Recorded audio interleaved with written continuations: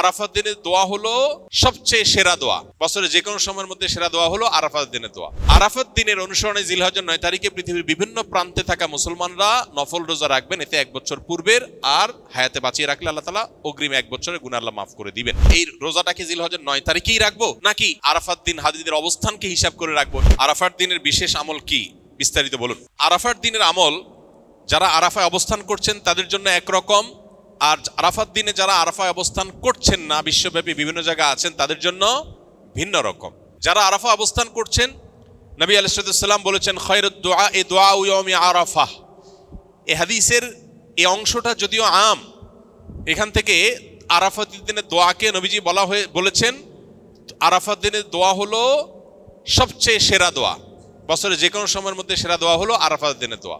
যদিও আরাফাতের ময়দানে হাজিদের দোয়া কবুল হয়, ফেরত দেওয়া হয় না, বহু হাদিস আছে। যেহেতু হাদিসে আরাফাতের দিনের দোয়াকে সেরা দোয়া বলা হয়েছে, আমরা যদি দূর থেকে আল্লাহর কাছে দোয়া করি, আশা করতে পারি আল্লাহর কাছে, আশা করতে অসুবিধা নেই যে আল্লাহ তাআলা দোয়া হয়তো কবুল করবেন। দ্বিতীয়ত নবী আলাইহিস সালাম বলেছেন খায়রুমা ওয়া খায়রুমা আনা কুলতু আনা ওয়ান নাবিয়্যুনা মিন ক্বাবলি লা ইলাহা ইল্লাল্লাহু ওয়াহদাহু লা শারীকা লাহু লাহুল মুলকু ওয়া লাহুল হামদু ওয়া হুয়া আলা কুল্লি শাইইন কাদির।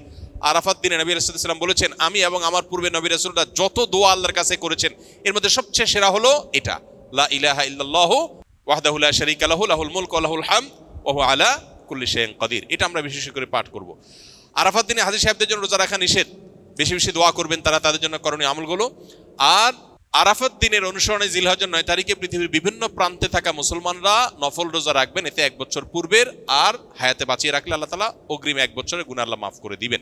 এজন্য আরাফাত দিনে নফল রোজা রাখবো ইনশাআল্লাহ। এই রোজাটাকে জিলহজের 9 তারিখেই রাখবো নাকি আরাফাত দিন হাজিদের অবস্থানকে হিসাব করে রাখবো, এটা নিয়ে দুই রকমের মত আজকাল শোনা যায়। তবে আরাফাত দিনে হাজিরা অবস্থান করছেন হুবহু ওইটার সাথে মিল রেখে গোটা বিশ্বে আসলে ওই দিনে একই সময় রোজা রাখা এটা সব ক্ষেত্রে সম্ভব না, ভৌগোলিকভাবে এটা সম্ভব না।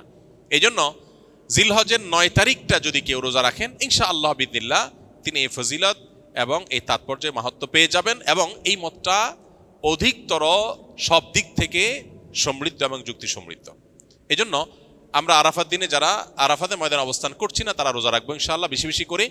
আর জিলহজের 1 থেকে 9 তারিখ পর্যন্ত সবগুলো দিনই রোজা রাখতে পারলে আরো ভালো, তাহলে সেক্ষেত্রে ইখতিলাফ এবং মত পার্থক্যের আপনি এমনিই উঠে গেলেন। সবগুলো দিনই আসলে রোজা রাখার চেষ্টা করা দরকার যদি তৌফিকে হয়। মৃত ব্যক্তির নামে কোরবানি দেওয়া যাবে কিনা? জি, মৃত ব্যক্তির নামে কোরবানি করা যাবে। আলী রাদিয়াল্লাহু তাআলা আনহু সহ অনেকের থেকে আমল প্রমাণিত। খুদ নবী আলাইহিস সালাম তার পিতা এবং মুসলমানদের পিতা ইব্রাহিম আলাইহিস সালামের তরফ থেকে কোরবানি করেছেন। মৃত ব্যক্তির তরফ থেকে কোরবানি করা শরিয়া সম্মত। কোরবানির জন্য কি পরিমাণ সম্পদের মালিক হতে হয়? কোরবানির ঈদের দিনগুলোতে, ঈদের দিন এবং তার পরে যে আরো 2 দিন 3 দিন ঈদ কোরবানি করা যায় সর্বসাকুল্যে, এই দিনগুলোতে যার কাছে 52.5 তোলা রূপা কিংবা 52.5 তোলা রূপার বাজার মূল্য পরিমাণ টাকা অথবা এ জাতীয় সম্পদ থাকে যেটা যাকাতের সম্পদ হিসাবে কাউন্ট হতে পারে, এরকম সম্পদের মালিক যদি কেউ থাকে ঈদের দিনে, তাহলে সেক্ষেত্রে তার উপরে কোরবানি ফুকায়ে হানাফের মতে ওয়াজিব, অন্য অনেক উলামাদের মতে সুন্নাহ। এই যে দিনগুলোতে কোরবানি ওয়াজিব বা আবশ্যক, এটার জন্য ওই নেশাব পরিমাণ সম্পদ 52.5 তোলা রূপার সমপরিমাণ সম্পদ এটা 1 বছর থাকা জরুরি না। জাকাতের জন্য 1 বছর থাকলে যখন জাকাত আসে, কোরবানির জন্য 1 বছর থাকা জরুরি না। এই দিনগুলোতে থাকলেই কোরবানি বর্তায়। আমি নিজের কিছু বদভ্যাস ছাড়তে চাই যা অনেক লম্বা সময় গড়ে উঠেছে, যেমন অতিরিক্ত ফিকশনাল বই পড়া, মুভি দেখা ইত্যাদি। মাঝে মাঝে মনে হয় আমার মানসিকতা বিকৃত হয়ে গেছে, আগে যে স্মরণ শক্তি ছিল তা নেই, মনোযোগ থাকে না, বিনা কারণে রাগ ওঠে, প্রোক্রাস্টিনেশন, সময়ের কাজ সময়ে না করা ও ডিপ্রেশনে ভুগছি। কিভাবে এসব থেকে পরিত্রাণ পেতে পারি? আধুনিক পৃথিবীর বেশিরভাগ মানুষ এই রোগে আক্রান্ত। যে ভাই প্রশ্ন করেছেন তিনি হয়তো নিজের কথা বলেছেন, বাকি হাকিকত হলো, বাস্তবতা হলো আধুনিক পৃথিবীর উল্লেখযোগ্য সংখ্যক, বরং বলা যায় নির্দ্বিধায় বেশিরভাগ মানুষ এই বিপদে আজ আক্রান্ত। অর্থাৎ কোনো কাজে মনোযোগ বসে না, এবং কারোর হয়তো মোবাইল টেপার নেশা, কারোর হয়তো ফিকশনের বই পড়ার নেশা, কারোর হয়তো খেলাধুলার নেশা, কারোর হয়তো গেমসের নেশা। ডোপামিন এবং নেশা এগুলো আমাদেরকে আষ্টে পিষ্টে বেঁধে ফেলেছে এবং আমাদেরকে জঘন্য রকমভাবে অসুস্থ করে ফেলেছে। এগুলো থেকে উত্তরণের জন্য আমাদের নানাবিধ উদ্যোগ থাকা উচিত। এর মধ্যে সবচেয়ে বড় করণীয় হলো যেই কোনো কাজ অতিরিক্ত নেশা হয়ে গেলে সেটা ছেড়ে দেওয়া বা সেটা থেকে সরে আসার চেষ্টা এবং সংগ্রাম চালানো দরকার। সবচেয়ে বড় কথা হলো একজন ইমানদার একটা সুনির্দিষ্ট রুটিন, যেটা খুবই প্রোডাক্টিভ হবে, তার জীবনের বারাকা আসবে, এরকম একটা রুটিন সুন্নাহর সাথে, কোরআন এবং হাদিসের সাথে মিল রেখে তিনি নিজের জন্য যে করবেন এবং সেটার উপর আমল করবেন। এবং সুন্নাহসম্মত যে রুটিন হবে সেই রুটিনের উপর তিনি যদি আমল করেন তাহলে ডোপামিন থেকে বেঁচে থাকা তার জন্য ইজি হবে, সহজ হবে ইনশাআল্লাহ। এর বাইরে বিশেষ করে যে বিষয়গুলো তাকে অনেক বেশি আসক্তির দিকে নিয়ে যাচ্ছে, নিজে থেকে সেটা ট্রিটমেন্টের উদ্যোগ নিতে হবে। প্রয়োজনে কোনো মেন্টর, কোনো উপদেষ্টা, শরঈ উপদেষ্টা নিয়োগ দিতে হবে।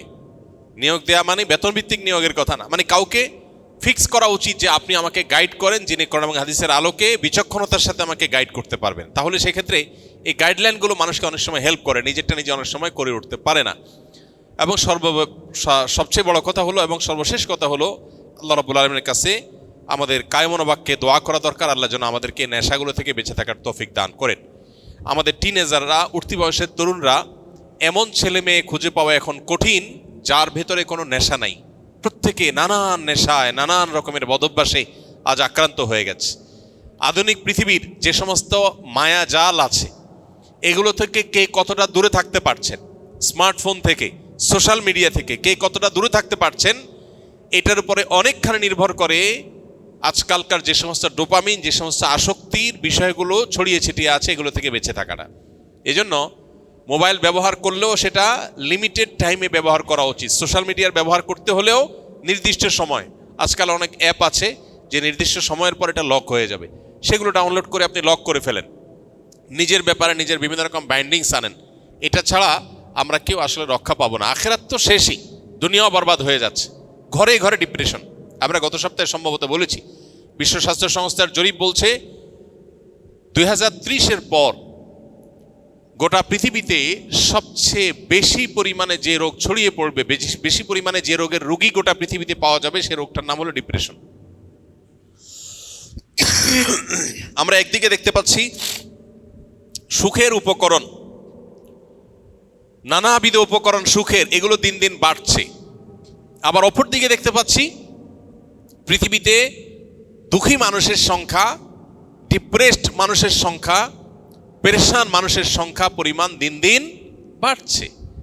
একদিকে আমরা দেখতে পাচ্ছি একটা চিত্র, সিনারিও, যে সুখের বিভিন্ন আইটেমগুলো বাড়ছে, কতভাবে মানুষকে সুখ দেওয়া যায়, দুনিয়াটাকে জান্নাত বানানোর বা একটা দামি জান্নাত বানানোর একটা চেষ্টা, কসরত আমরা একদিকে দেখতে পাই, যে কোনো ত্রুটি, কোনো কষ্ট যেন না হয়, মানুষের সব স্মুথ।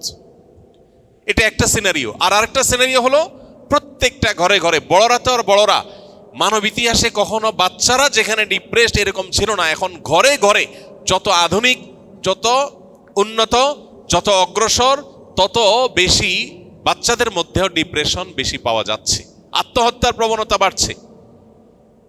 এটা আমাদেরকে বার্তা দেয় জাগতিক এ সমস্ত উন্নতি অগ্রগতির কোনো টুলস মানুষকে সুখী করতে পারে না। আল্লাহ বিজিক্রিল্লাহি তাতমাইন্নুল কুলুব, ঈমান এবং নেকামল ছাড়া, আল্লাহর কাছে আত্মসমর্পণ করা ছাড়া পৃথিবী সুখী হতে পারে না। মানুষ বহু কিছুকে ট্রায়াল করবে, কিন্তু তাকে ব্যাক করতে হবে দিন শেষে ইসলামের দিকে। আল্লাহ তাআলা আমাদেরকে বুঝার তৌফিক দান করুন।